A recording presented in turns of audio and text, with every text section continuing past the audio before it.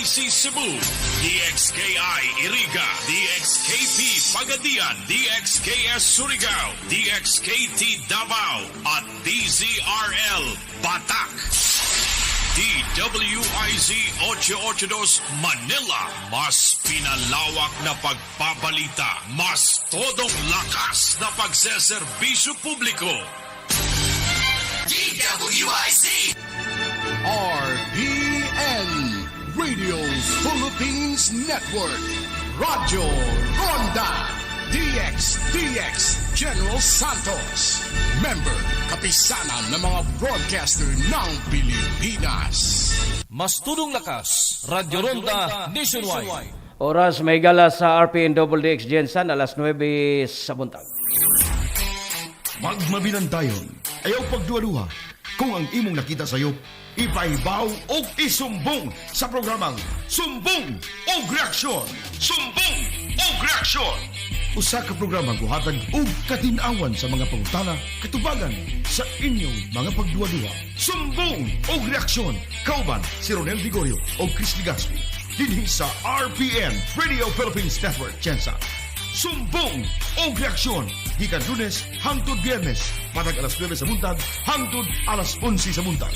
Sumbong o Reaksyon sa RPN Jensa. Ug karon, aniya ang inyong mga anggol.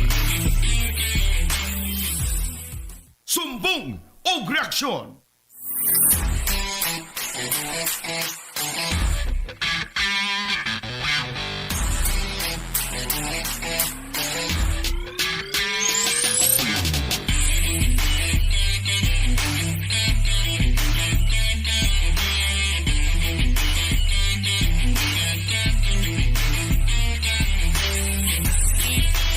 Igalamay buntag daw sab, welcome sa laing edisyon sa atong pagpanagoban sa programa ang Sumbong og Reaksyon diri sa RPN DX Jensen. Good morning mga tigpaminaw sa atong 26 ka barangay og sa tanan nga mga dapit sa Soc-Sargent area og tibuok Pilipinas, tibuok kalibutan. Good morning. Naka-live ta via restream Facebook, YouTube og Twitter. Inyong kaban karong buntaga, Ronel Vigorio, kutob ta alas 11 sa buntag, pero natay live coverage karon ha sa session, regular session sa Sangguniang Panglungsod diri sa Dakbayan. 51st regular session gipangunahan of course sa atong halangdong Vice Mayor sa syudad, Vice Mayor Attorney Ton Atsaron, mga city councilors o gaban pa makabanan sa ato ag Sangguniang Panglungsod. Mga karonda, karong buntaga, ato tagag pagtagad. Pipila ka mga katikaran, update mahigala sa COVID-19 diri sa Dakbayan. 5 ka mga empleyado matod pa mahigala sa BDO. BDO nga bangko sa may Pioneer Avenue ang nagpositibo sa COVID-19. Inunan nga gi-lockdown ang nasgutang establishmento mahigala. O mani ang pronouncement gikan sa buhatan ni Barangay Kapitan Rock Garay sa may Barangay Dajanga South. Matod pa ito pag nakalabang bulan September, doon na usa nga nagpositibo sa isgutag bangko. Karon nahimo na yung 5 matod pa sa atog nahipos nga impormasyon. Gani mga taga-sulod sa opisina. Dili Taylor, dili kuan, taga-sulod yun. Sulod sa opisina may gala sa mong bangko ang nagpositibo sa COVID-19. Karong mga panahon na sa BDO Pioneer Avenue branch ning atong Dakbayan. Samtang sa pikas gabay, formal na nagsugod ang klase kagapong adlaw sa ubos sa pagdumala sa Department of Education, K-12, Kinder, elementary, ngadto sa high school o sa senior high school. O gani may gala sa unang adlaw, mapansin na to nga murag wala lang, murag normal ra kay or abnormal kay ang normal dapat sa opening of classes daghan kay mga estudyante sa matag eskwelahan, traffic ang pipila ka mga dalan ilabi na kanang padung sa mga eskwelahan.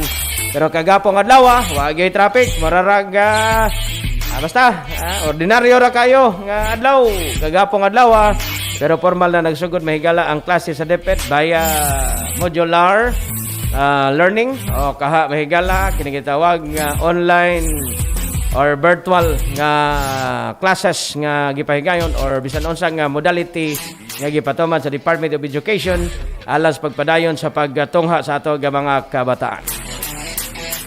Og sa pikas nga bahin dunay sa simultaneous nga pagserbato, saba-saba karong buntaga sa ato aga kapulisan sa syudad. Kampanya batok kriminalidad sa ato aga dakbayan. Kampanya batok krimen sa bagong liderato sa ato aga OIC PNP City Director Colonel Gilbert Tuzon. Karong buntaga alas 8 buntag gipahigayon ang simultaneous nga pagsaba-saba sa mga kapulisan baya sa ilahang mga serbato sa masakyanan diha sa may Camper Menlira ning atong syudad. Para may gala ang pagpahigayon sa maong aktibidad sa atong kapulisan. Samtang gibawal sa manduan gikan sa atong kapulisan, gibawal ang pagsaba-saba panahon karon nga nagsugod na ang klase sa mga estudyante. Bawal mag bidyuki kana pagkusgag mayo.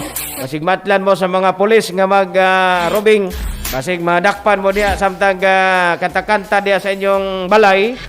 Ang create na og kasaba og madisturbo ang mga estudyante samtang naa sa ilang balay nga nagklase pinagi sa modular o kaha online internet classes. Siyam na matod pa may gala ka barangay diri sa Jensan. Nakadawat na may gala sa ilahang mga honorarium ang mga BCCF. Pero ang mga taga-barangay Apopong nagreklamo kay karon pa hinoong tinghatag na may gala sa mga honorarium. Gipabalik may gala ang mga dokumento kay naaday sipyat na isayop daw sa mga dokumento. Labaw na katong giingon nga katong numbering ba to? Ang number may higala sa kuan? Karon pa nga ga-pay out na kuan na gahatag na og honorarium para sa mga BCCF. Unya karon pa pod gibalik kagahapon adlaw kagabi dali-dali intawag papirma may gala sa mga BCCF. Kay matod pa dili dayon ang schedule nga mag-distribute kay malagi. Na ako na discrepancy may gala mapapilis. Sa man pag sure good mo diha. Sabay kuan dia iba Integrated Barangay Affairs, City Accounting na to. O sa pa mga opisina diha klaro pag sure good mo diha. Pag sure mo sa pikas gabay may gala sa ato aga pagpanaguban sumbong og reaksyon karon tiyo na. Atangin ninyo ang regular session sa Sangguniang Panglungsod. Yan na may gala, marag sugod na. Marag opening prayer man siguro ni ang karon no, pinagi ni City Councilor Shandy Liedo Pistanyo atong paminaon. Place to go.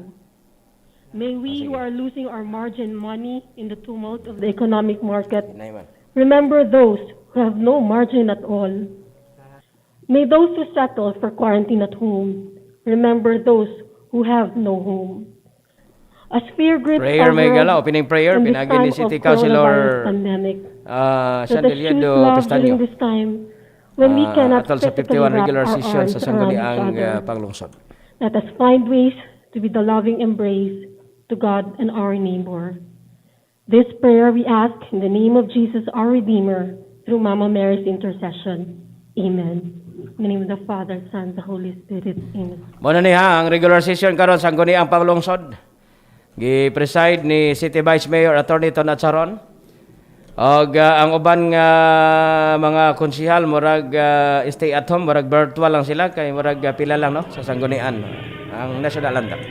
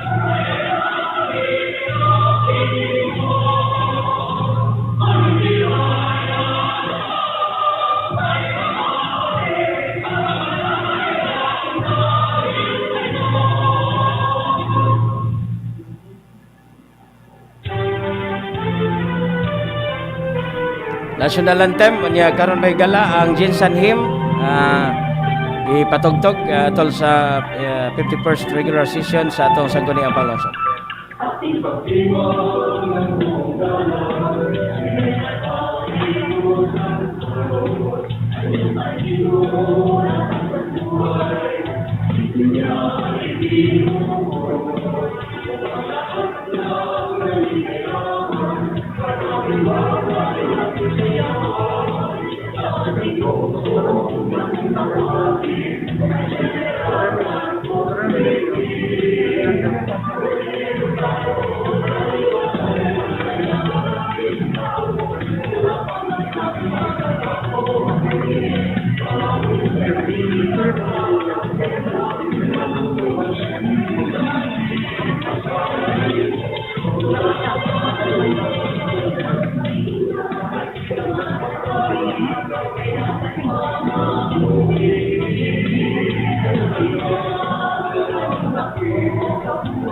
Ang Sangguniang Panglungsod karon may gala nag-observe sila og social distancing. Katunga lang sa number sa atong mga konsehal ang present. Muna instruction may gala ni City Vice Mayor Attorney Ton Atsaron atol sa ipahigayong nga regular session karong buntaga, 51st regular session sa Sangguniang Panglungsod. At ang inyo may gala ha o unsay mga katikaran ilabi na isgutan at agenda karong adlaw. To our online viewers who are viewing this session in the comfort of their homes or in their offices, our vigilant public, I welcome you all to the conduct of our regular session today. And before proceeding to our regular business, may I greet each member of the council from the left wing to the right wing. A pleasant good morning, including our ST Secretary, our Legislative Division staff, our journals, our friends in the gallery, friends from the media, all other guests. Magandang umaga sa ating lahat. And without ado, the presiding officer now calls the 51st regular session of the 19th Sangguniang Panglungsod of General Santos City to order. Mr. Secretary. We'll have our roll call. Honorable Lorito Atcharon. Present. Honorable Jose Orlando Atcharon is on leave. Honorable Rosalita Nunez. Present. Honorable Lourdes Casabuena. Casabuena is present. Honorable Jose Edmar Yumal. Honorable Brixton. Honorable Franklin Gafal Jr. Honorable Dominador Lagares Jr. Honorable Shanti Teresa Liado Pistaño. Present. Honorable Jonathan Blando. Here. Honorable Banday Kongson. Good morning, President. Honorable Vivencio Dinupol. Honorable Richard Atindido. Honorable Lucio Kawayan Sr. Present. Honorable Lorely Pacquiao. Present. Honorable Jan Salvador Dindam. With one absent member, there are 15 members present, all in all. So, with that number, the Sangguniang is in quorum. Mr. Secretary? Okay, we now proceed with the next item, the reading and adoption of the minutes of the 50th regular session. In the absence of the President of the Court, Your Honorable Honor, Nunez. Your Honor, Mr. Presiding Officer, I move to dispense with the reading of the minutes of the 50th regular session. It has been moved and seconded that the reading of the minutes of the 50th regular session be dispensed with. Hearing no objection, the reading of the minutes is dispensed with. Yes, Honorable Nunez, you are recognized. To file, Honor. Second. It has been moved and seconded that the minutes of the 50th regular session be adopted. Is there any correction to be made in the minutes? Hearing none, the minutes of the 50th regular session is now adopted. Next item under the privilege hour. The first speaker is the Honorable Lorelei Pacquiao. Okay, ang unang Your mo-avail sa Honor, privilege hour I may am gala si withdrawing my Kagawad availment Lorelei of privilege Pacquiao. hour in favor of Councilor Rosalita Nunez to do the honor of introducing our guest later. Thank you, Mr. Chair. The Honorable Nunez, Later. but it's later. Okay.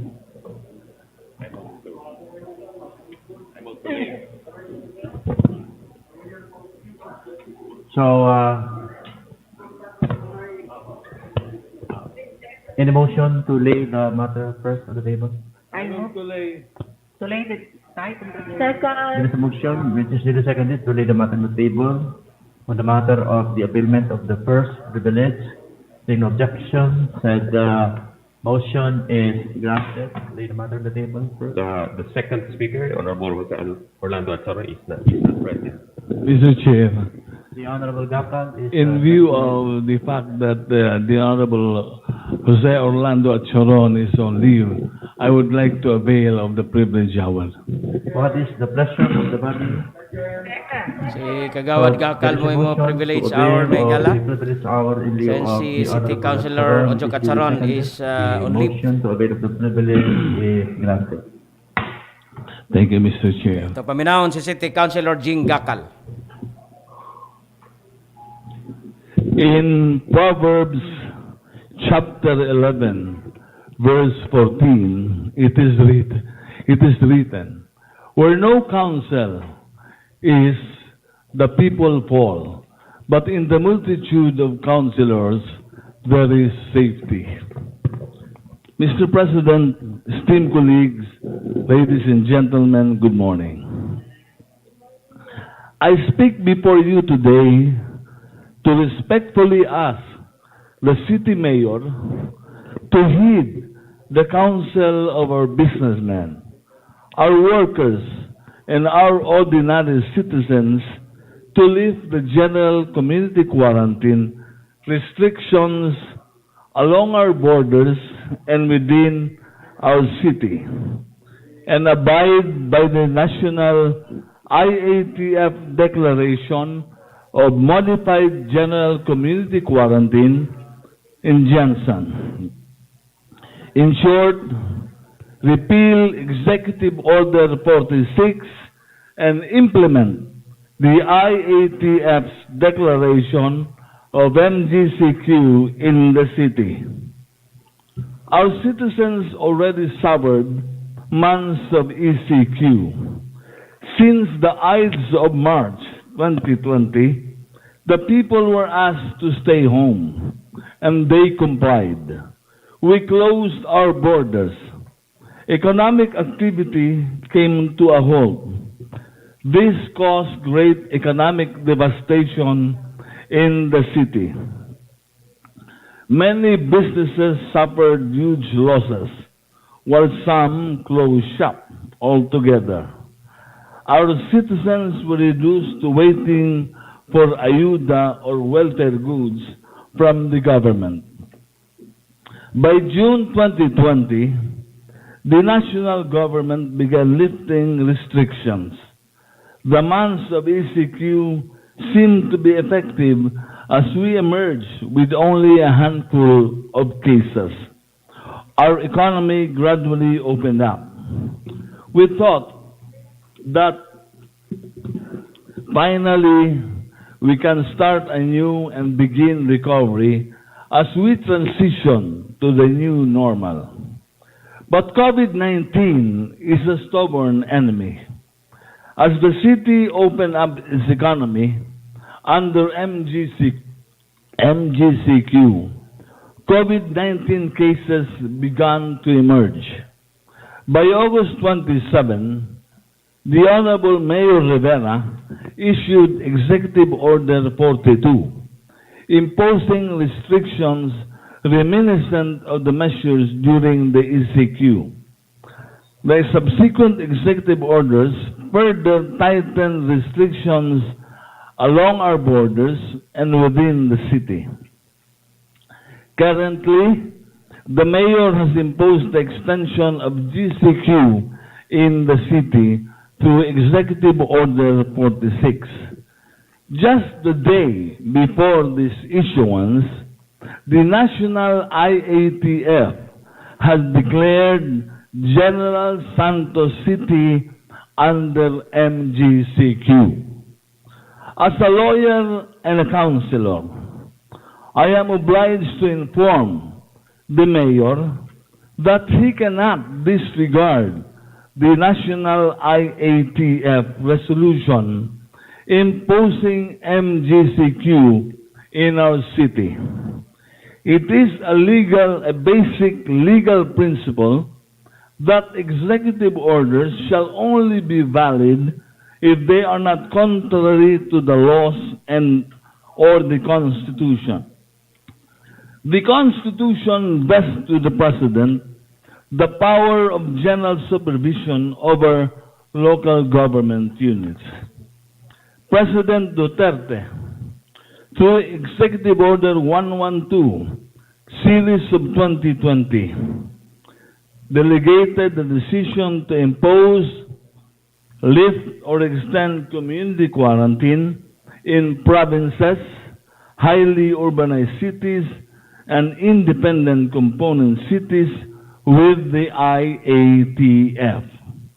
Mayors of cities and municipalities are only authorized to lift, impose, or extend ECQ in barangays and only upon concurrence of the relevant regional counterpart body of the IATF. However, IATF is authorized to directly impose, lift, or extend in these areas should circumstances call for it. LGUs are prohibited from declaring its own community quarantine, regardless of nomenclature, without observing the foregoing procedure. That is Section 2, Executive Order 112, Series of 2020. Later, Congress enacted Republic Act 11494, or the Bayanihan 2 Act, signed by President Duterte into law on September 11, 2020. One of the emergency powers given to the President by this law under Section 4P is to ensure that all LGUs are, 1, acting within the letter and spirit of all the rules, regulations, and directives issued by the national government pursuant to this Act. 2, implementing standards on community quarantines consistent with what the national government has laid down for the subject area, while allowing LGUs to continue exercising their autonomy in matters undefined, I repeat, undefined by the national government or are within the parameters it has set.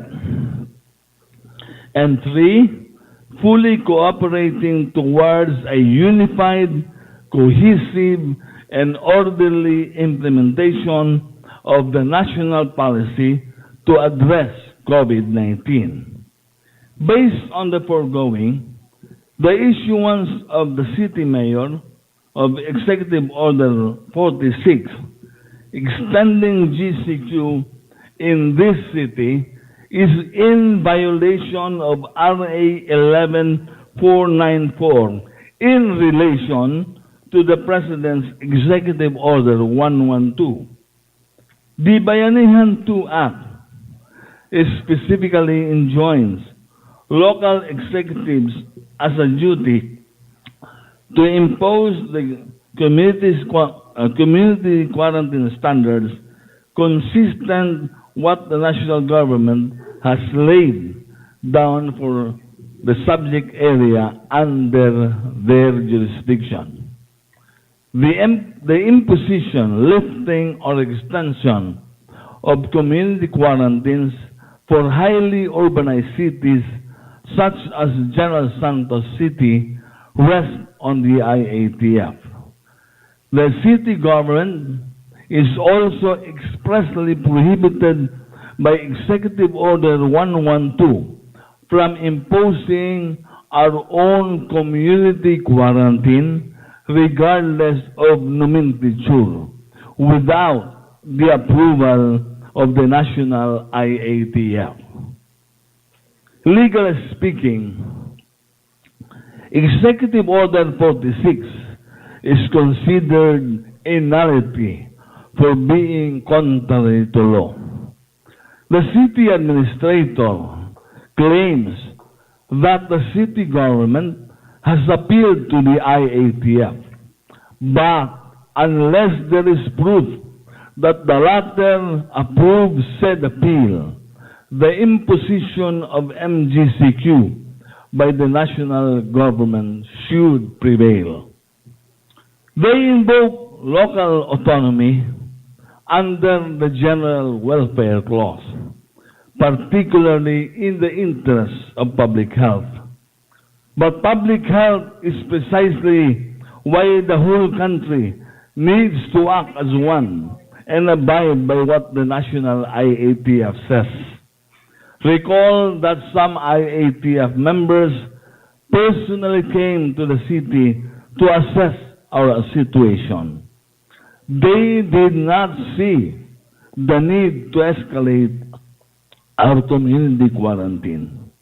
Local autonomy is not a magic wand that lets the local government do whatever it wants.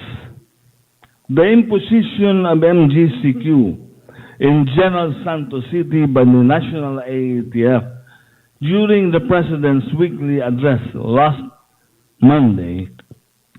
other Monday, was very clear. We can only exercise our local autonomy in matters undefined by the national government as provided by the Bayanihan 2 Act. I am expressing this out of concern for our city mayor. His issuance being contrary to law, he might be exposed to administrative and criminal action before the Ombudsman. The DILG already filed an administrative and criminal action against the Olongapo city mayor before the Ombudsman for his issuances that were not consistent with the national IATF. Particularly, the mayor may be liable for the crime of open disobedience as defined and punished in Article 231 of the revised Penal Code. And I'd like to read the said article. Article 231, open disobedience. Any judicial or executive officer who shall openly refuse to execute the judgment, decision, or order of any superior authority made within the scope of the jurisdiction of the latter and issued with all the legal formalities shall suffer the penalties of arresto mayor in its medium period to prisión correccional in its minimum period, temporary special disqualification in its maximum period, and a fine not exceeding 1,000 pesos. Arresto mayor in its medium period to prisión correccional in its minimum period means imprisonment of 2 months and 1 day up to 2 years and 4 months. While temporary special disqualification in public office produces the following effects. One, the deprivation of the office, employment, profession, or calling affected. And two, the disqualification for holding similar office or employments during the term of the sentence. Article 32, Revised Penal Code. I cannot just sit back and watch our own city mayor meet that fate. Where is the legal officer who is a fast draw in declaring ordinances passed by this council as illegal, ultra vires, or unconstitutional? What are you doing? Aside from the legal infirmities, we should also consider the socio-economic impact of these restrictions. I appreciate the gravity of COVID-19 pandemic crisis. The mayor carries the heavy burden of balancing public health and economy. However, we are already more than 6 months into this crisis. We cannot forever cower in fear. We cannot afford more of these borderless lockdowns which hamper or at least significantly delay the movement of people and goods in and out of the city.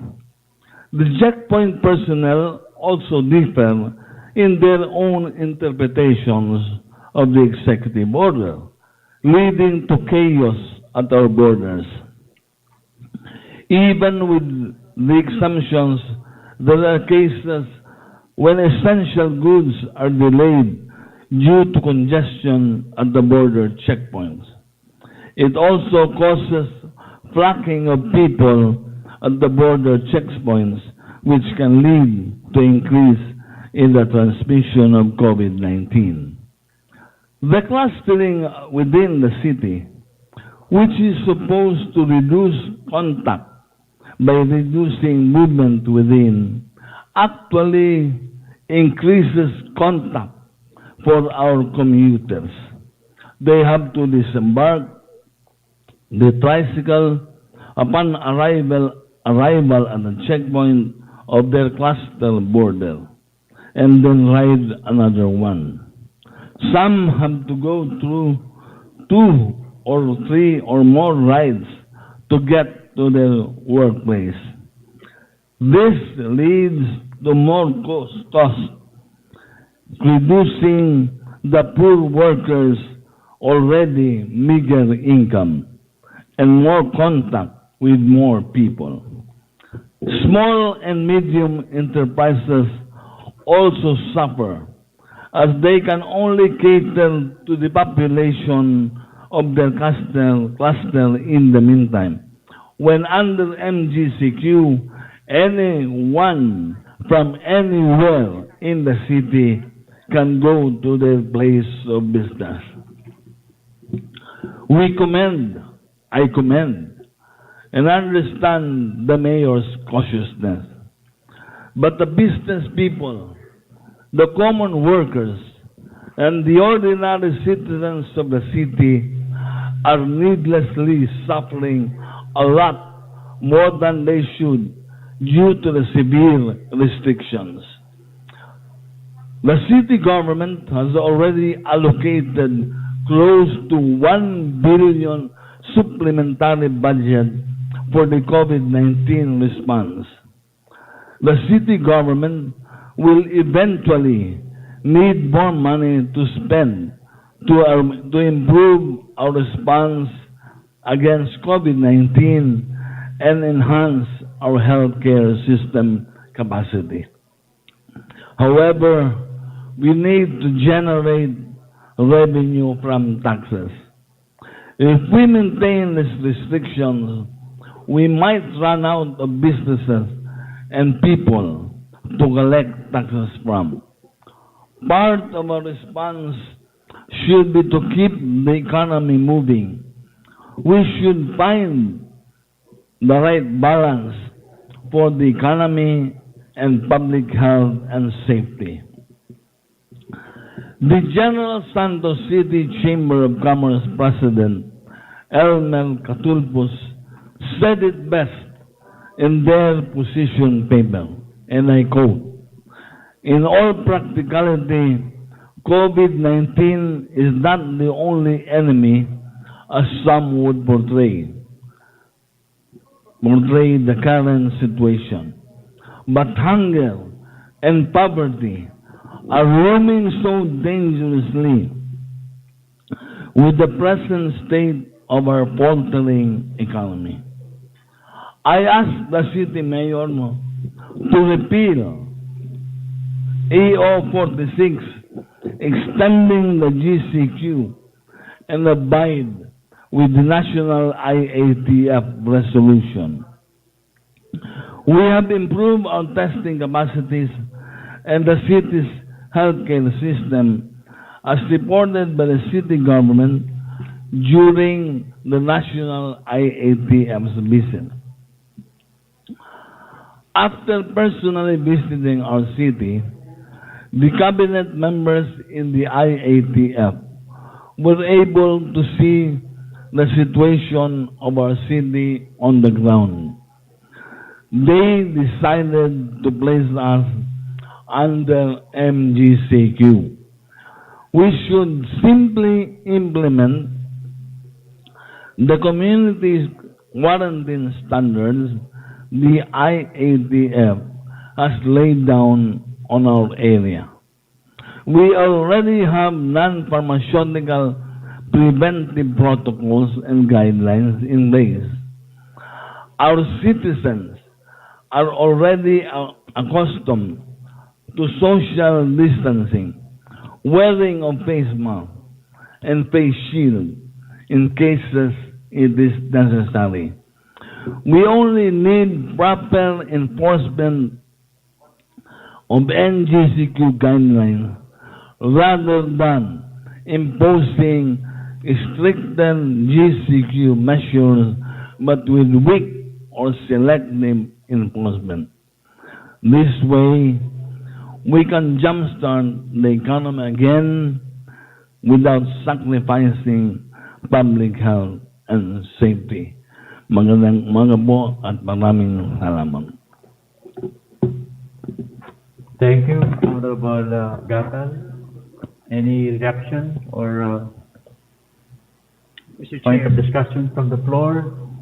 The Honorable Yumang is recognized. Mr. Chair, I agree that indeed the recent development of the COVID-19 situation of City of General Santos, that the city government through the city IATF made an appeal to the regional IATF that General Santos City would be under the general community quarantine. And in fact, yesterday, Mr. Chair, the city government to the city IATF had made the recommendation that from general community quarantine, the state of City of General Santos now is in a modified general community quarantine. I could still remember, Mr. Chair, that we invited the Philippine Medical Association to enlighten us of the situation comprehensively in facing the battle against COVID-19 of City of General Santos. In their presentation to the President, Dr. Peñamante, it was so vivid that there were health workers, doctors who had already been victim of this COVID-19. And our health workers are delimited by virtue of some of them already in quarantine. So, in short, the Philippine Medical Association has warned the city government that we are now in crisis not only medical workers, but also on bed capacity. In fact, record would show that the Philippine Medical Association has recommended to the city IITF that Jensen should not only be on general community quarantine, but be in the enhanced community quarantine, which is much higher than that of the general community quarantine. However, there is also another group that is represented by the Chambers Association, wherein they sent a letter addressed to the city mayor asking that General Santos City should open, so the border should be open, so that the economic flight of Jensen would be at least a little bit higher, and so that the workers, government and private workers, would not be affected, not really affected, but would not be at risk to this general community quarantine.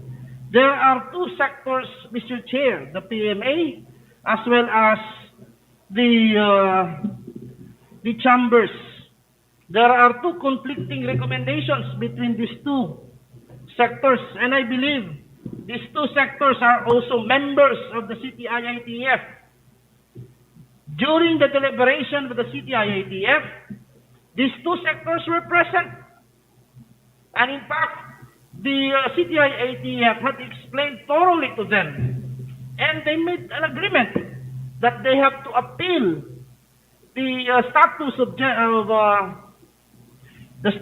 the city of General Santos from, as stated by the President, from modified general community quarantine to the extension of the general community quarantine.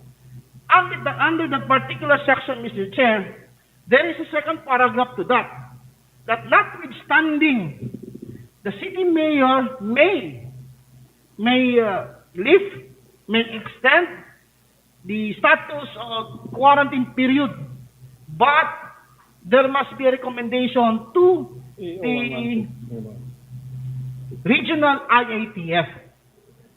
Dr. Oko squarely said that the said meeting was in the virtual conference, the appeal was made before the regional IATF.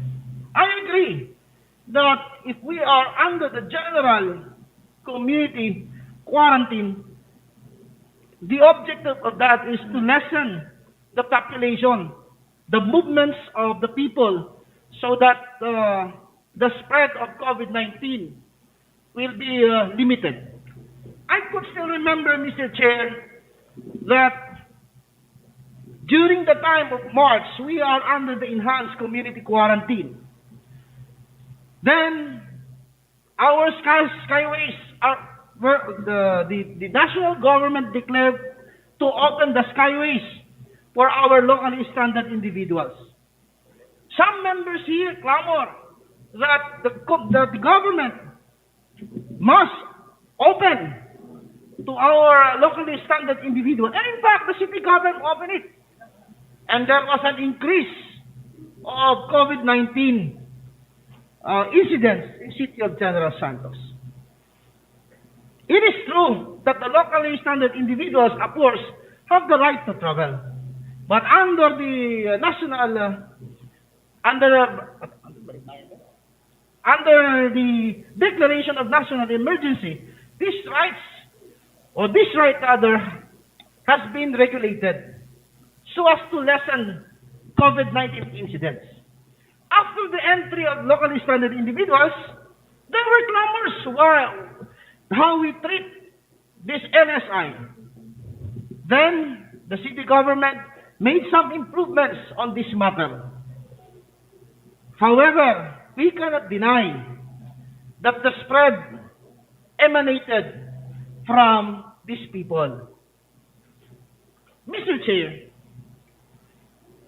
executive must weigh everything, must balance the economic side as well as the health side of the people. Not only General Santos faced this kind of problem, even other countries, Indonesia. As I read the information about in the newspaper, Widodo is always open for economy, but he has to weigh the other side of on the risk for the health of the people. This is also the problem of the city government of City of General Santos. What we want is for the cooperation of the people. This cannot be done by the executive alone, neither by the Sangguniang Panglungsod, but of course the people of City of General Santos. I have no contradictory statement of the guests, of the sponsor, but rather, I have to enlighten the public that General Santos LGU, especially Sangguniang Panglungsod, is doing their best to protect, to serve the interests of the people, the protection of the rights of every individual to travel, but on the other side, to lessen also the COVID-19 incidents of City of General Santos. Thank you, Mr. Chair. Thank you, Honorable Limao. Mr. Chair, I'd like to make a response to the statement, the privileged speech of Honorable Yuman. I would like to advise the good councilor, because he cited the second paragraph of Section 2 of Executive Order 112. Maybe he only had a cursory reading, but not a thorough reading of said section. Section 2, paragraph 2, allows only the city mayor to impose leave or extend community quarantines in a barangay, but not for the entire city. When it comes to the entire city, that is in the hands of the IATF. Maybe for the consumption and benefit of the members of this august body, I like to read the aforesaid second paragraph.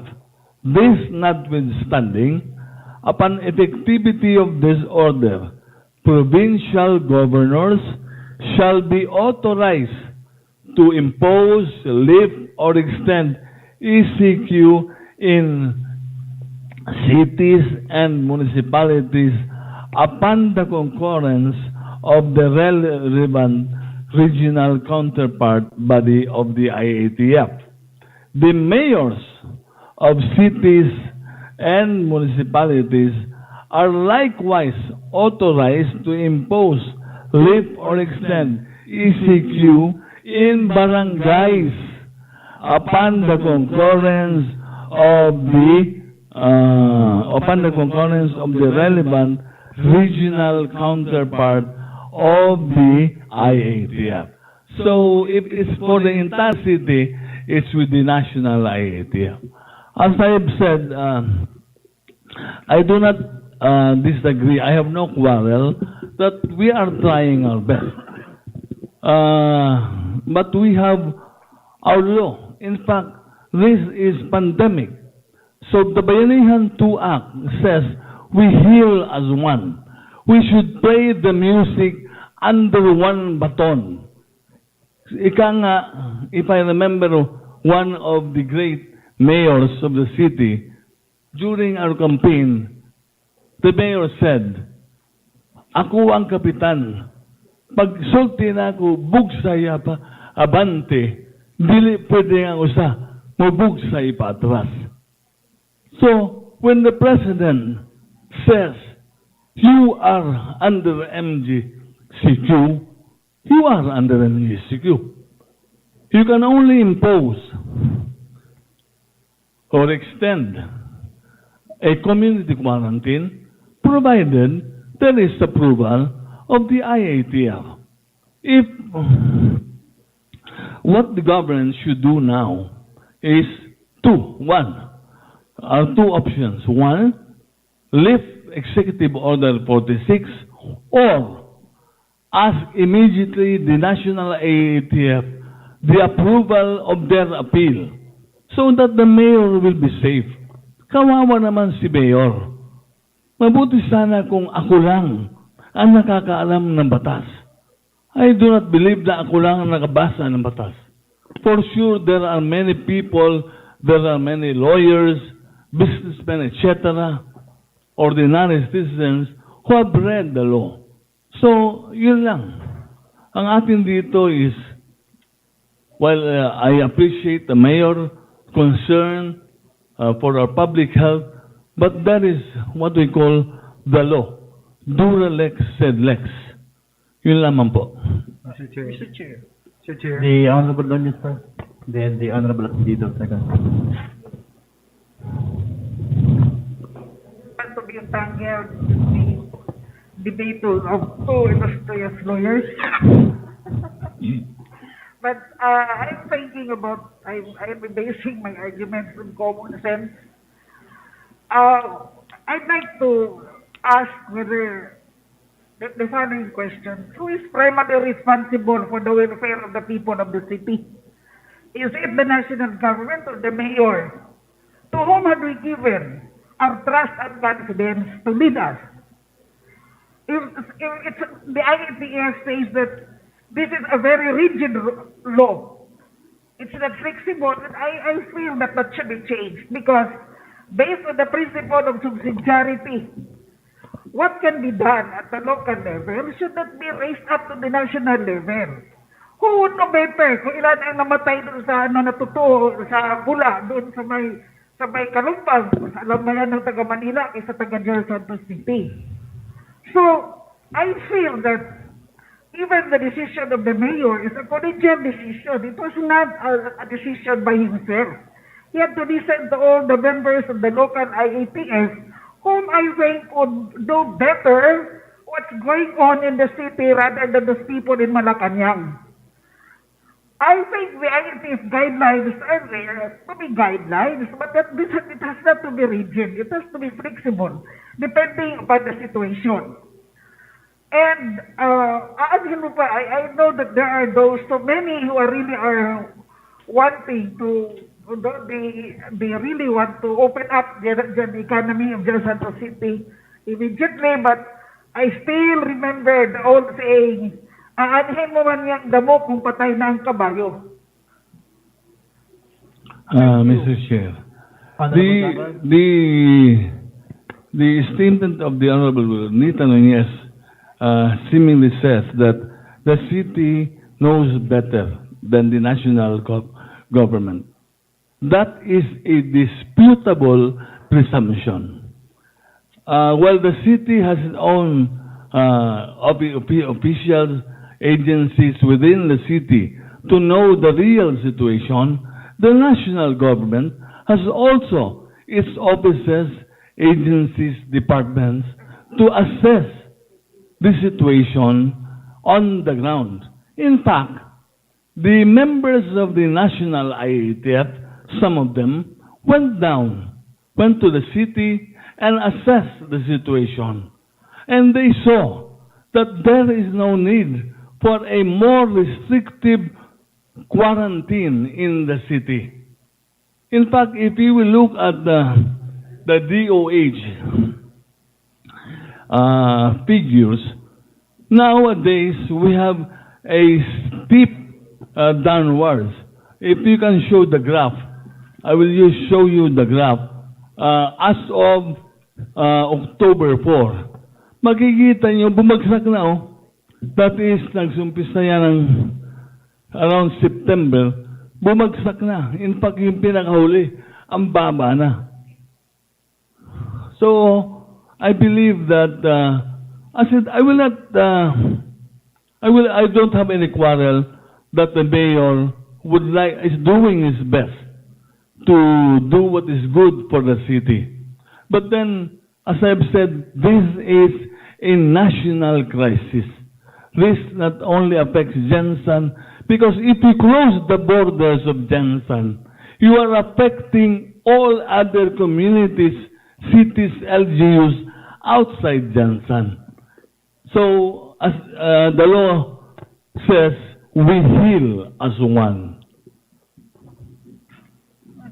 The Honorable Atendido, sakit ng isang kamay, sakit ng buong katawan. That's what you are saying? Yes, sakit ng kalingkingan, sakit ng buong katawan.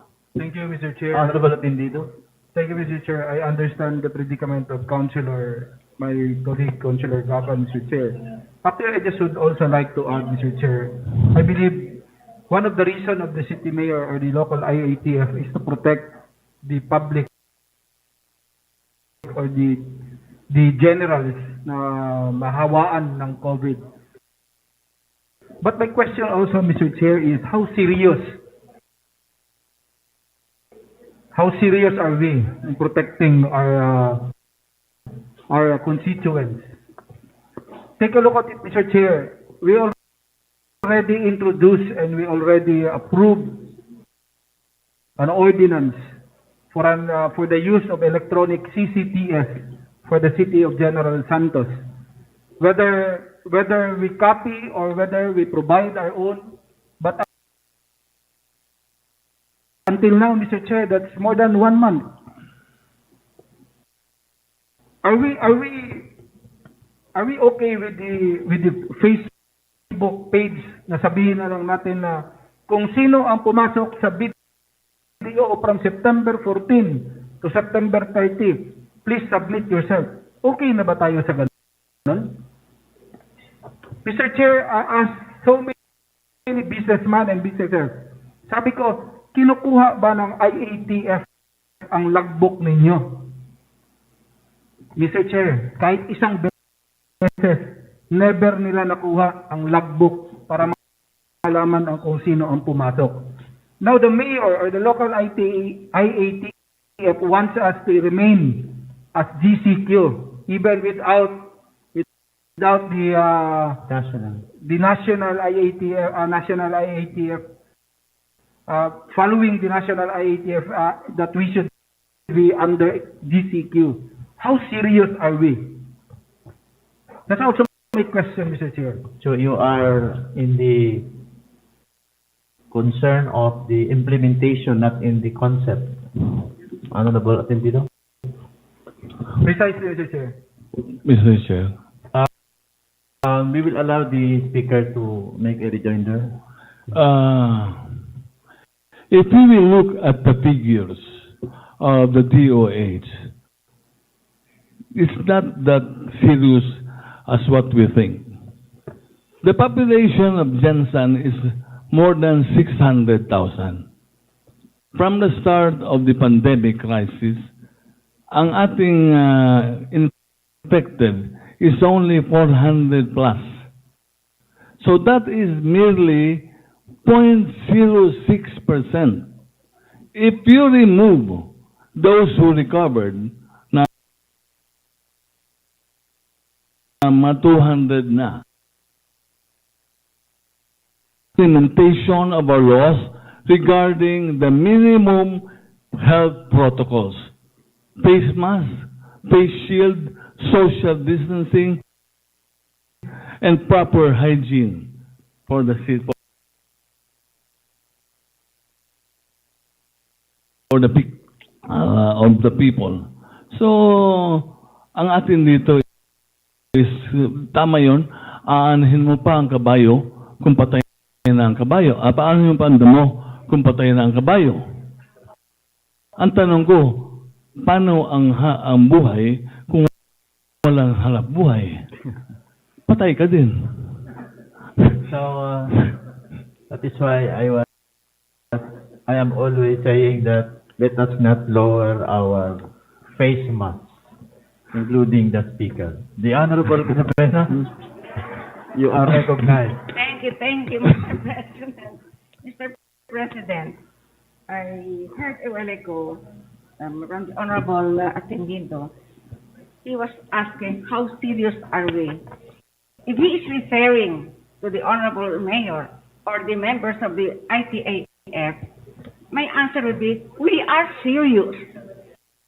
The very reason, Mr. President, there are many of our frontliners that got sick,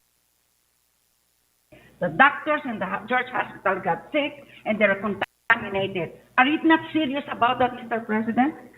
The main concern of the mayor, Mr. President, is to protect the health of the people, which is the number one program of the local government, particularly this pandemic that we have experienced, Mr. President. You could just imagine if many of us will be affected. No less than the President of the United States, a very rich country, President Trump, he was positive, including his wife, and other leaders of the world.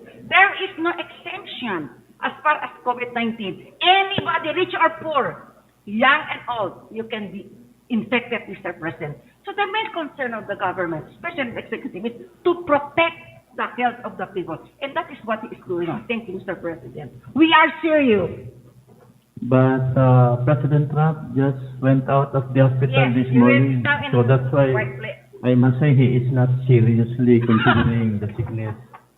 So may I call first the Honorable Tan? Mr. Chair, thank you. The Honorable Kongsan. Mr. Chair, kung tutusin lang, Mr. Chair, dami pong nag-concern, especially meron na position leader ang chamber. Pero Mr. Chair, sa tingin mo ba si Mayor hindi negosyante?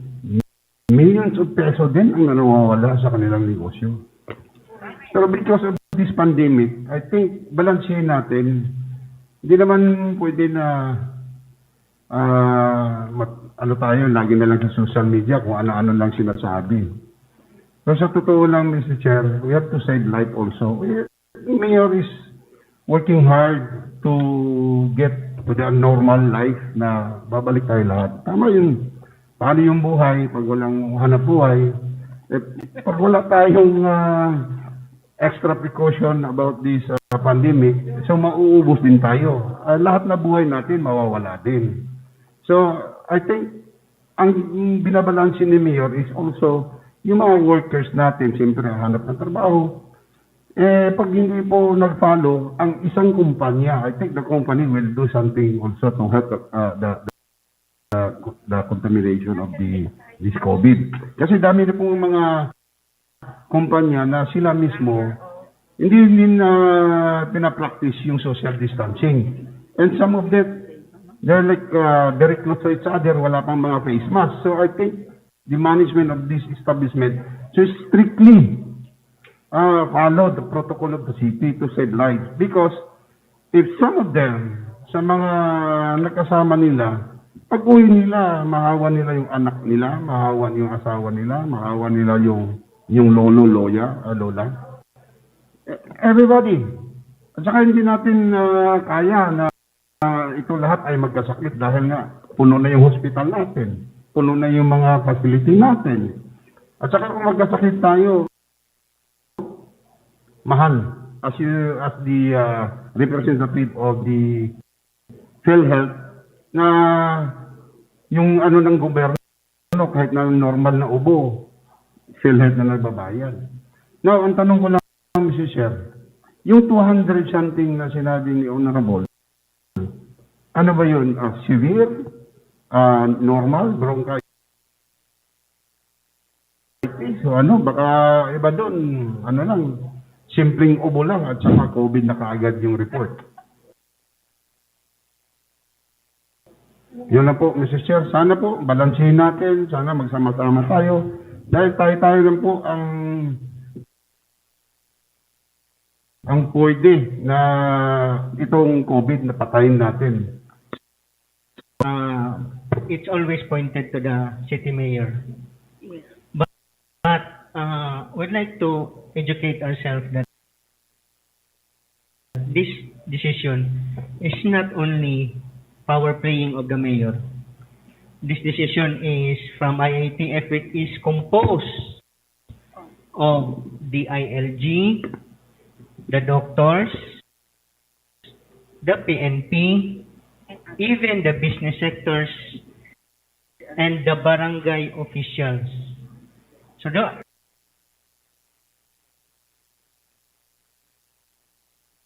sila yung nagdesisyon for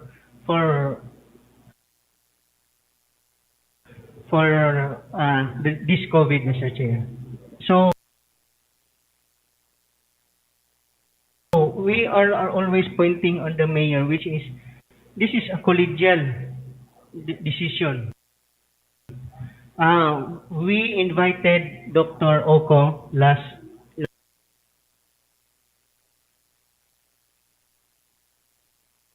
week in our session. Who will accommodate this patient? This patient cannot be accommodated by the barangay officials. It cannot be accommodated by anybody but only the doctors. So that is one of the reasons. No wonder if we really wanted to know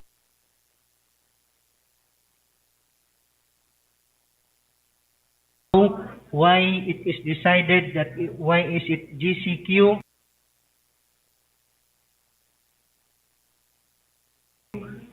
probably we will understand why it was decided that way. So, Mr. Chair, I hope that it's clear that this is not just the decision of the mayor, but this is a collegial decision, not just even the business sector is part of that decision. Thank you, Okay, Mr. thank Chair. you. So we will just accommodate just one more because the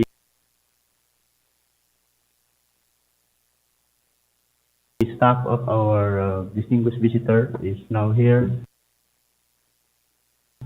So after that, from the MGCQ. Well, Mr. Chair, we are talking lives about in here, and basically, as a father in the house knows what is best for his children. Lahat naman ng yan na pinag-aaralan at lahat naman yan, this is not only a battle for the mayor, battle for the IETF, but all of us. But may I say that this will going to address all of us in the community. It's a matter of discipline, Mr. Chair, because medical expert and doctor expert states that the contagion of the virus is only 14, 17, 14 or 21 days. That somehow, if they will going to let go with the business on the other side, that affects the welfare of general public by means of food in the table without work, then the virus is still there, as what they have told na dili gyud mapugnan. But of course, to their beloved public, it's one's responsibility.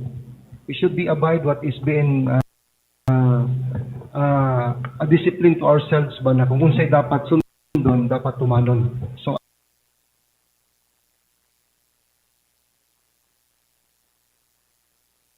I think it's about a time wherein every one of us will get involved. Ang atong mayor, ako moingon, diligid po na siguro niya sala tungod kay ila po gid po nang gisgutan for the general welfare of the general.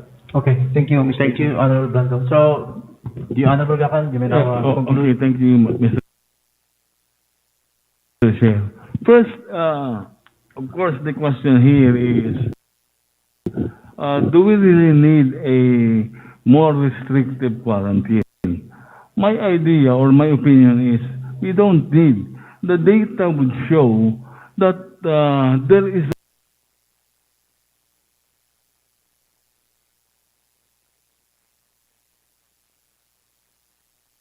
already a very steep downgrading of the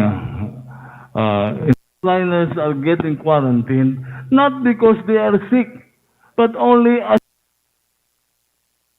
a protocol. Iwas. Pinabantayan sila. Pero they are not sick.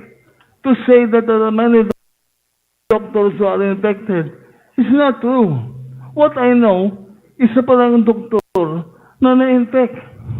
Yung ating taga City Health na na-assign sa San Isidro, And in fact, magaling na siya. So, let us not be misled by certain statements. I would like to repeat that I have no quarrel on the intentions of the mayor. But my point here is, maybe I'm giving my advice or opinion. I'm not asking them to listen, but maybe just to hear what I think they should hear, because that is only not my point of view, but a point of view of the majority, the businessmen, the workers, the tricycle drivers. So, yun lang. And I'm also trying to protect the mayor from the possibility of any criminal or administrative charge. It's up to them. It's up to the lawyers to consider that. That is the violation of EO 112 is mala prohibita. It is not mala in se. The intention is immaterial. Parang illegal possession of firearm. The moment you have a firearm in your possession, pasensya ka. Taga makukulong ka. So, the moment you violate EO 112, there is violation. Thank you, Mr. President. Okay, thank you. So, thank you, Honorable Gapan. We are on live streaming, so the mayor will be, I suppose, listening to you right now. Good morning, Mayor. Good morning. Working from home, so Peace. his full attention is to your privilege speech. So, we go to the next item, Mr. Secretary. The Honorable Senator is not yet here. Maybe we can go through. Move to resume.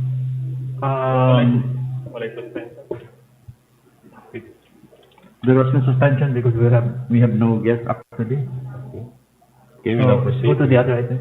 We now proceed with the question and answer hour.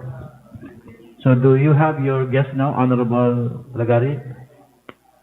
I think Attorney Zapatos, we would like to acknowledge the presence of the City Administrator, Attorney Zapatos, who is now here. Maybe you can call him now in lieu of Engineer Patches, I suppose? Yes, Mr. President. Okay. May we invite the City Administrator to approach the podium? Oh, Engineer Patches is also here. So, who would you like to call first, Honorable Lagari?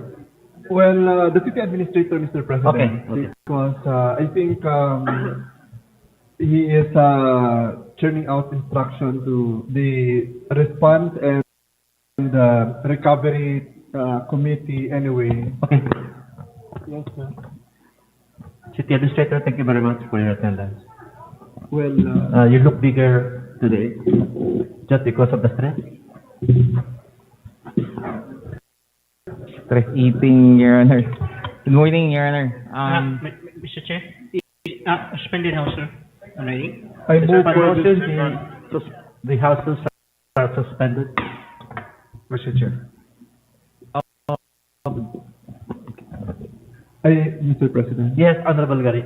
Well, good morning, City Administrator. I think that you have a very good morning today, and you have heard enough. And I think we should move on already, Mr. President. Okay. And maybe the City Administrator can make a few statements maybe later on with respect to the privilege hour availed of by Councilor Gakal. But my primary concern, Mr. President, which is why I invited the response and recovery team, which I think has something to do also with the earlier privilege hour, is really what is the city doing about this pandemic anyway. But more so on the public health issue, this is workers in the travel and tourism sector. So I think what we should be doing is to, because there's a multitude of sectors, Mr. President, it's multi-sectoral. We cannot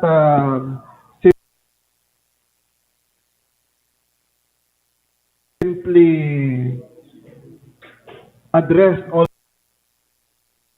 the issues in one go, but we have to compartmentalize it. So, City Administrator, what is the recovery and response of the city to this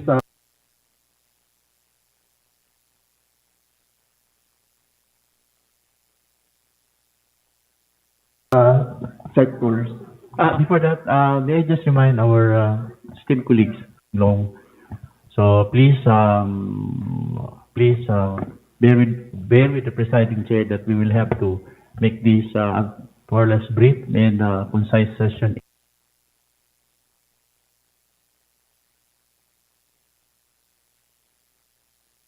In the question and answer hour. Go ahead, Honorable Gary.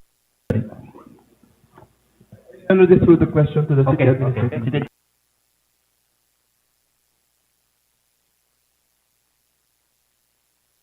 Okay. Thank you, Your Honor, and thank you for the earlier precaution. I would rather defer, Your Honors, to the people who started the technicalities about this one. But in general, Your Honor, it actually covers almost all sectors. We actually did a risk-based assessment insofar as our recovery plan is concerned. We are more concerned with public health. That is the basis of most of the plans that are going to be presented. The entire process was presented in officer on. Okay then, so we may call the person concerned first. Can we call first the interpatches because that is the pleasure of the speaker. Interpatches, will you please approach the rostrum now? Thank you very much. Thank you, Your Honor.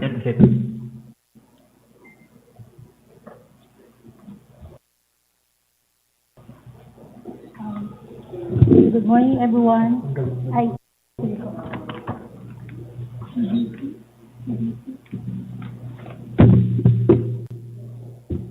Honorable Gary.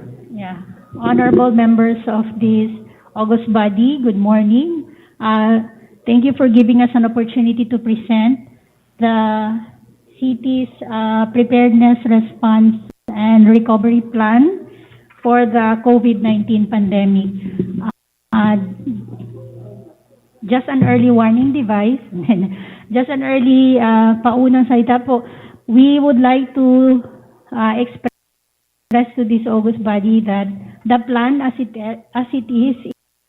is a living document. Hindi po siya cast in stone. So, we will just be showing to you the process na dinaanan natin in doing the plan and what are the priorities that were incorporated in the annual investment plan for funding in the 2021 budget and hopefully a projected project also for 2022 onwards. Sige po. Engineer Patches, yes po. You're giving us a warning. I'm giving you a warning also. Please make your Very short. presentation Yes, sir. brief Yes, and sir. concise. Thank Yes, you. Your Honor. Salamat. Yes po. So basically, sige, just click and I'll just follow the slides. Okay, next slide please. So this one is as a backgrounder, the one that assisted us in the formulation of the plan is actually the USAID surge. No? So in the formulation of the plan, the health system's capacity and the standards were the primary consideration. But nonetheless, there are areas we have also considered. Next slide, please.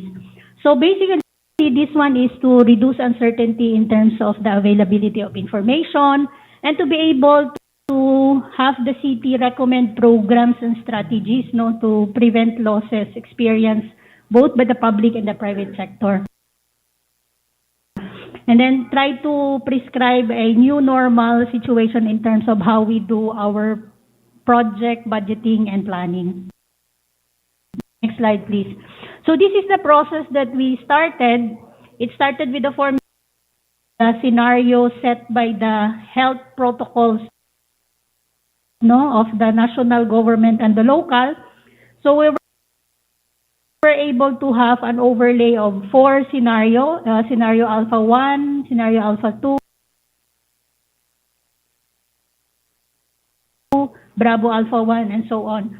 But that did not stop there. The output of the risk analysis as well as the scenario planning was an input for us to analyze what are our local capacity.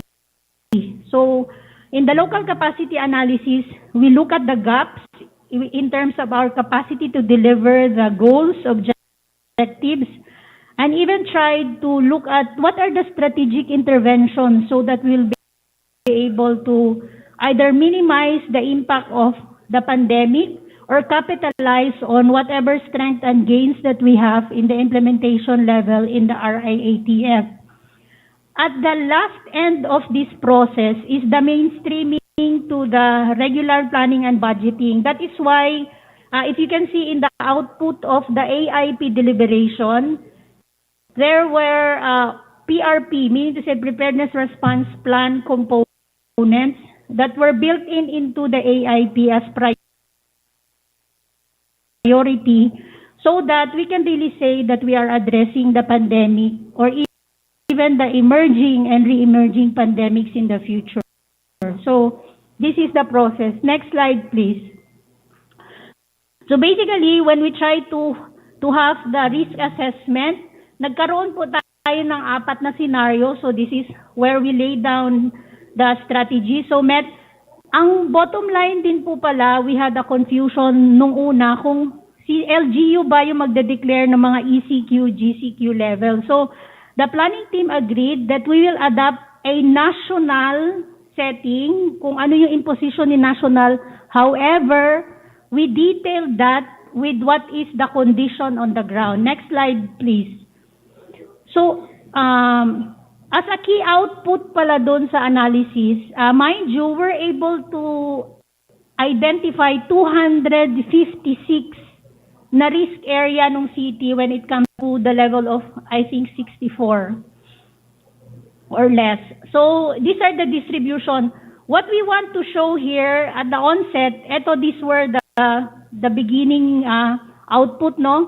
Makita nyo doon, nakadistribute po yung type ng PPA, meaning to say the programs that we have identified are aligned with the type of risk that we have identified also in terms of, nakikita po niyo sa pie chart that the distribution also reflects yung gravity nung hinaharap natin. So, the blue one, I think that's epidemiological, the red is the economic, and social, purple, I think, is institutional. Then we also have a portion there for the environment. I think the purple is the environment.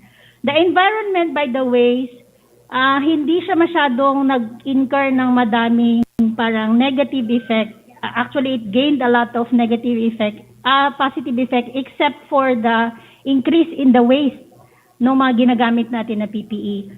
Now, ito yung unang output natin. Next slide, please. You would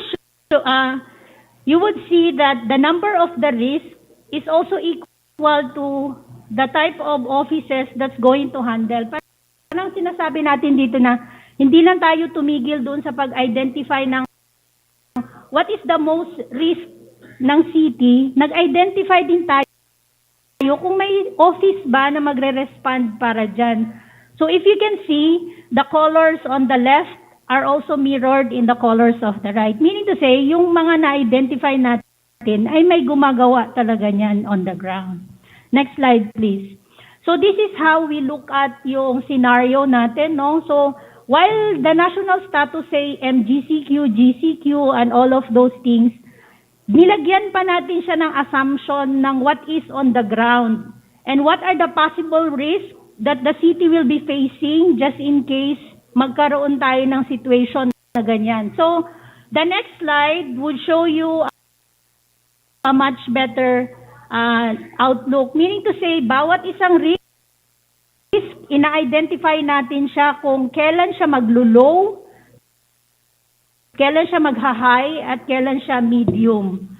So, ito yung basis siguro, no, why we try to say na may declaration ba na MGCQ, ECQ at the local level? Next slide, please. This one is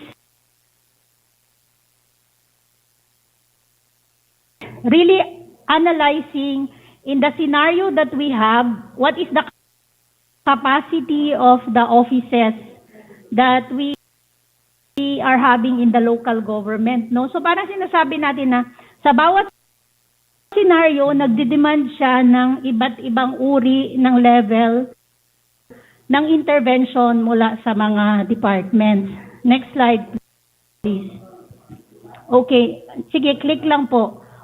Okay, when you try to look at how we were able to say na nakalatag yung risk according or even environment and social protection, nakikita ninyo na sa scenario 1, medyo hindi pa masyado madaming high risk na level. But when you move to the upper right, you will see that in scenario 2,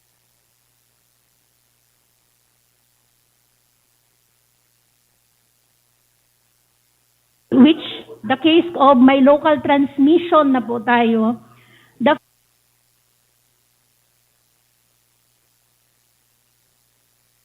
first, nakikita nyo lumalaki na po yung level ng mga high risk na areas. So in terms of economic ba yan, epidemiological ba yan, or social. And then the bottom right graph is actually on the third scenario, which is madami na talaga tayo yung case ng positive.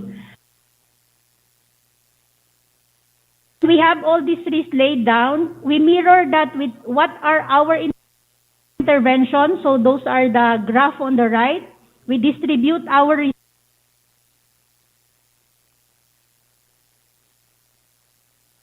resources. We distribute our intervention in terms of short, medium, or long term. So yun lang po yung latag. And then the bottom right is actually the list of projects.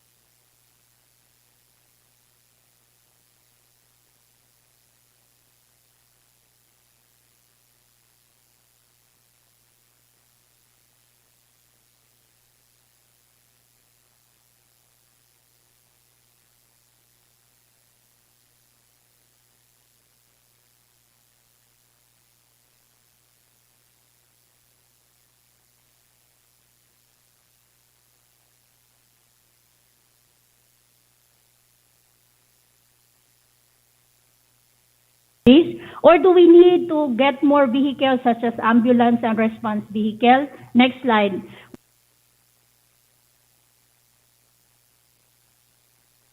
The PPAs can be operationalized in the future. Next slide.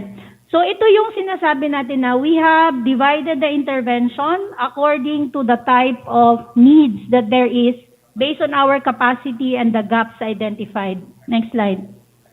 Okay, so at the overall, ito po yung parang needs natin on the medium term. We really need more intervention in terms of infrastructure because yun yung kakulangan natin. So I believe the honorable members of the council have their own copies of the report. So to wrap up, Mr. Chair, Honorable Vice Mayor, I think we will just answer the questions so that we will not have so many slides to show. But you can click the slide until the end, kapatid. Okay, so long-term requirement, next. Budgetary requirement per component. And we also try to see, this one is an interesting one because the short term, the medium, and the long term more or less requires the same amount of resources. Next slide. So yan po yung per area of intervention. And then, I think that's about it. The details of the report is in the book itself, which is available to the City Council. Thank you. Mr. Chair. The Honorable Yes. and then Honorable. Sa ating speaker, paano yung financial assistant ng... The question is coming right here. Paano yung mga financial assistant ng mga fisher folks at saka sa farmers natin na sila din ang tinamaan dito sa pandemic na ito. Yes po. Ganito po yung nangyari, sir. All the interventions are coursed through our regular cluster departments. So I think the group of the economic cluster, which by the way, during the preparation of the response plan, sila po yung very porsigido at pulido yung output. Meron po silang assistance for the fisher folks and farmers in the form of, apparently hindi pala nabigyan ang ating mga honorable members ng copy. Sir, as to the operationalization, we give it to the department, no? Pero ang na-ensure lang po talaga natin ay meron po silang component ng economic for the financial assistance amounting to close to 147 million in next year na proposal. Pero that is the summary of the financial assistance that we want to give to the MSMEs, the farmers and fisher folks, the cooperatives. Po yung priority na ibibigay doon sa AIP dahil naisala na ito at mayroon talaga siyang direct connection in addressing yung risk na na-identify po natin. Okay, can we ask a copy for that? Yes sir, we will ask ang assumption ko kasi nagbigay na po si planning. Anyway, we will provide the council with an advance copy. It's about a 150-page report of all of this with a summary of, pwede din naman pong may copy naman dito, pero I think the book would be more substantial, Your Honors. Okay. Thank you. The Honorable Pistanio is recognized. Thank you, Mr. Chair. Morning, Lisa. Yes, ma'am. Thank you. Since we will be needing time, Mr. Chair, to go through the report, so ito lang yung question ko, Mr. Chair. Because ever since the pandemic, we have been passing a lot of ordinances and resolutions related to, of course, yung mga cash assistance and some are even infra ng mga project like the need to have washing area for schools, for different offices. So my question is this: have you used the resolutions and ordinances passed in this August body as one of your resource? Like for example, I have passed a resolution urging for the giving of financial assistance to the badly affected tourism industry and tourism-related workers. Nakasali ba yan doon? So I think we have passed more than really a handful of resolutions. So hopefully sana lahat ng mga resolutions na yon integrated sa recovery plan. Yun yung pagkakaintindi namin kasi ma'am, from the risk assessment and the SI, the different cluster heads also conducted their own cluster planning. So kung nandoon po tayo sa cluster ni Sensidu or sa economic, input po yung legislative, even the budget that you have allocated for the COVID-19 response, were also part of the report actually, ma'am, and in the analysis also of our recovery plan. Okay, thank you, Mr. Chair. I really hope we can see that. Anyway, we will be going through the what we call the I think the Honorable Gary is now ready to.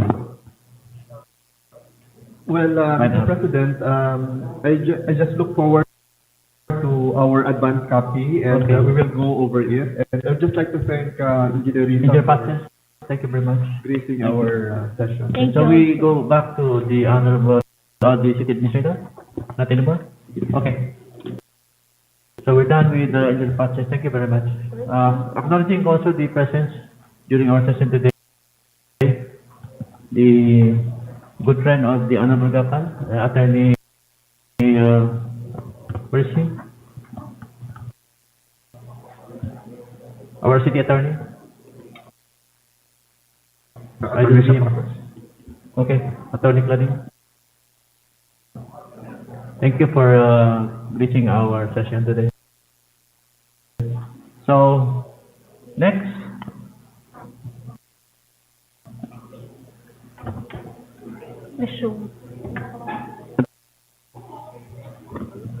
In his view or his behalf, the Honorable Under Yumang, I move for the approval of committee report number 1. Has been moved and seconded that the committee report be adopted. Hearing no objection, the committee report is now adopted. The business of the day, letter A, are items for first reading. Items 1 up to and including 5, which are all for proposed resolutions for pursuing to be referred to the appropriate committee.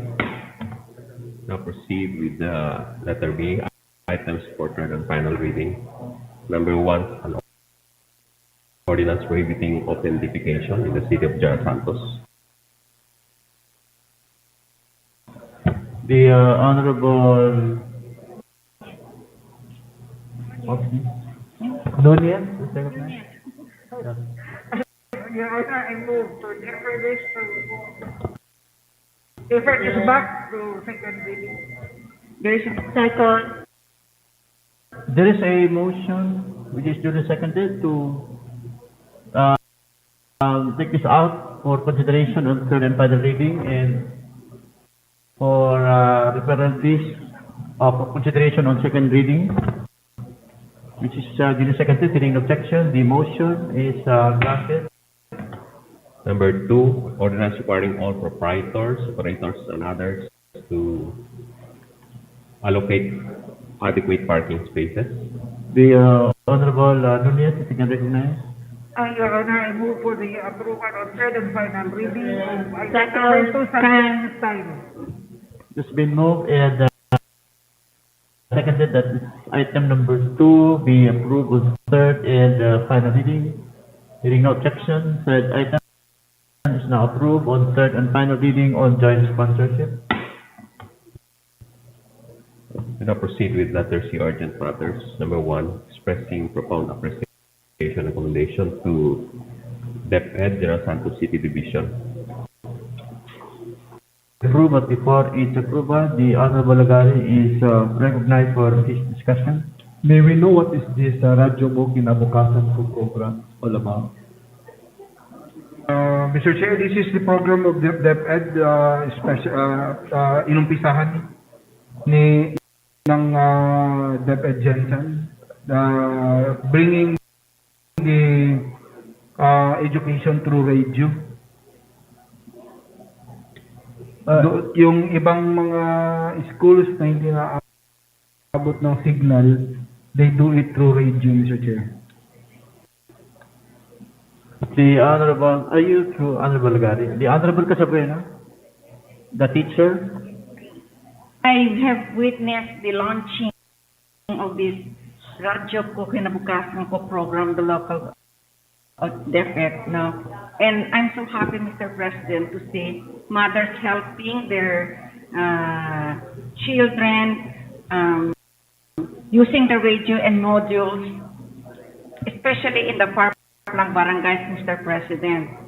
And it's so inspiring, Mr. President, because the mother will sit beside the daughter or the son, and then the child is going to listen what the teacher is going to say in the radio, and she's going to follow. So I find this program very interesting, Mr. President, because those in the far-flung barangays, they do not have internet. So they use the program. So let's congratulate them, DepEd, for bringing this program to the poorest of the poor, especially far-flung barangays, Mr. President. Okay, Honorable Gary. No more. Mr. Chabar, Honorable Nunez, also a teacher. It's not only the actual procedure of the teaching process, but I'd like to congratulate also DepEd for having the initiative to solicit radio radios from the different sectors, different societies, even from individuals, to be given out to those who cannot afford. So, at most of all, maybe something very personal. Security now is malanak inside right na nanay. That's nice to hear, Honorable Lunes. So, Honorable Dito. Thank you. In addition, Mr. Chair, just to inform my colleagues that instead of modules, yung mga estudyante may mga USB and they can use the USB para i-play nila also through radio para mabalik-balikan nila yung lesson. Okay. Mr. Chair. Yes, Mr. Chair. The Honorable, yes. Honorable Attorney mentioned about modules. Yes. And I have heard also that the city government is funding for the production of the modules. May we know, Mr. Chair, from the Committee on Education whether it is true that indeed the LGU would fund the modules production for the DepEd of City of General Santos, and how many million? The Honorable Lunia? Yeah, because as it is, hardly 20% nationwide are getting the modules if you rely on DepEd. So what happens to the 80% of our students and pupils? So we had to gather all the realign many projects, especially infrastructure projects, classrooms, it's no longer necessary today. Di naman pwedeng pasukan yun kasi wala namang face-to-face. So we were able to collect at least 76 million, 76 for the modules, which I hope can cover the entire needs of the city. Mr. Chair, yes, Honorable Ma'am. And there is also information that the module 4 and 5 will be shouldered by the city government at least 76,000 pesos. Million. 76,000 million. But Mr. Chair, I have the intention to call up the DepEd personalities relative to the modules program. I'm not against with the modules, but I have an information, Mr. Chair, that there are mistakes in the modules. May mga mali doon sa modules from elementary to high school and seniors. And if there will be indeed several mistakes in the modules, like what happened in one particular city where the production of modules of private schools may secondary meaning. I'm worried because we are spending 76 million pesos. So I would ask the presence of the division superintendent and the proofreader. Next session. Okay. Ay, wala pala kasi under quarantine pala sila ngayon. Next regular session. Next session. So Secretary. Mr. President. The Honorable Gary, yes. It has been mentioned that we spent 76 million. May I know what the source of funds is? For The Honorable Nunez. Yes. It was collected from, realigned from special education fund, especially those which were intended for buildings which will not actually be used during this pandemic kasi wala namang face-to-face. And going back to the statement of the Honorable Kagawa Dumang, that's true, that's inevitable because on the national level, there is a curriculum group that experts working on the textbooks and other materials used for teaching, instructional materials. But today, all the teachers are made into curriculum experts. Although the guidelines, you have read the specifics actually, what the guidelines, so what should be incorporated into the modules, but the writing itself, which was formerly done by experts at the national level, is now thrown into as an additional job for the teachers. So inevitably, there will be some errors, but As we go forward, I hope that we will be able to correct that. Okay. Mr. Chief, The Honorable Ivan, there are also some plagiarism in the content of the modules. Now, ang hindi ko Mr. Chair, kasi nakalagay doon sino yung mga writers, sino yung mga ano. Siyempre, I understand, Ma'am Rosalita on that matter. And I understand also the predicament of that man. But we have to balance it, the millions that the city government. Ma'am, Mr. Chair, I have also information, Mr. Chair. So yesterday, it's intended for the printing of modules for all the different pupils at all grade levels from the different other projects under SEF. So that's it. Okay. Yes, Mr. The Honorable Yes, Mr. Chair. Maganda yung discussion nila dito, Mr. Chair, kasi napansin ko mukhang ako lang hindi teacher dito eh. it doesn't matter. Anyway, Mr. Chair, launching the radio mo. Tanong ko lang, Mr. Chair, paano yung Pepe, Bulag at Buta?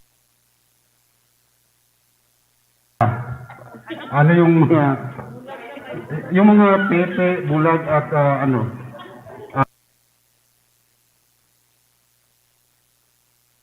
Bingi?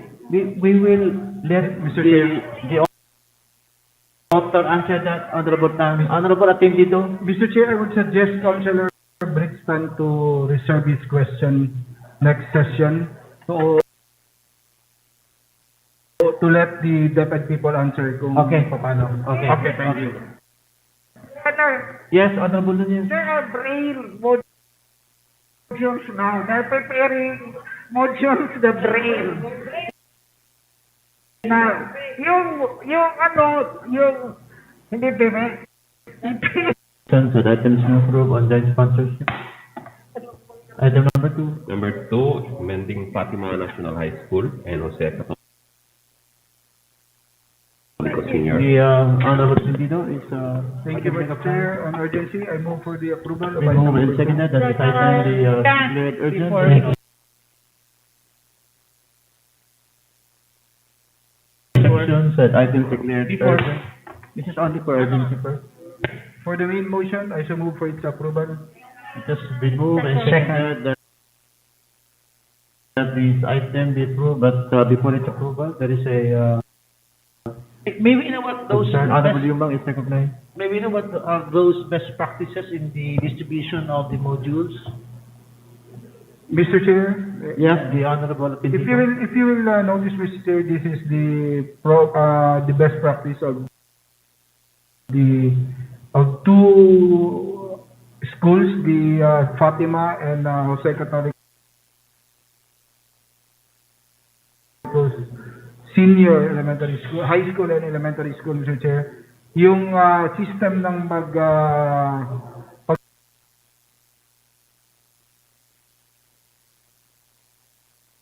distribute nila is yung parang tawag nito yung drive simply drive through ang concept. Okay. Yes. So not all schools are doing this. As of now, Mr. Chair, but I guess they will follow. Okay. Would you like to speak, Honorable Sabrina? Yes, Okay, you're recognized. Mr. President. I think there are other schools aside from Catholico and Fatima who are doing that. Okay. There are other schools including the Jangat Heights Elementary School Okay. and other school. I think we also have to mention other They will schools. be recognized Anyway, during yes, section. we will reserve all our questions next week, Mr. Okay. President. Yes, Mr. Yes, Chair. Honorable Atendido. Yes, Mr. Chair, because we will request the presence for the next session. Okay. And actually, these two schools, the Fatima High School and the J. Catholic Elementary, they were the first to implement yung best practice at kinopya na rin ng ibang schools within Gentan. So, kaya sila yung binigyan natin ng Recognition. recognition, Mr. Chair. Okay. With that, Mr. Chair, for joint sponsorship, I will Okay, move so as stated in the motion of the Honorable Tindido, which is duly seconded, the said item is now approved on joint sponsorship. So now on letter D, item for second reading, number one item, resolution affirming the validity of resolution number 9 of Barangay The Honorable Yumang is I move that this item be approved on second reading. second and seconded that the Second. item number 1 be approved on second reading. But before its approval, any discussion, amendment? Hearing none. Said item is now approved on second reading. Others?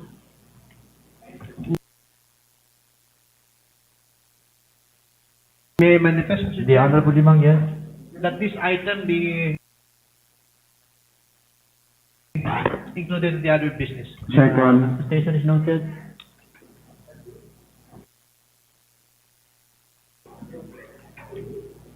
So, we have no other item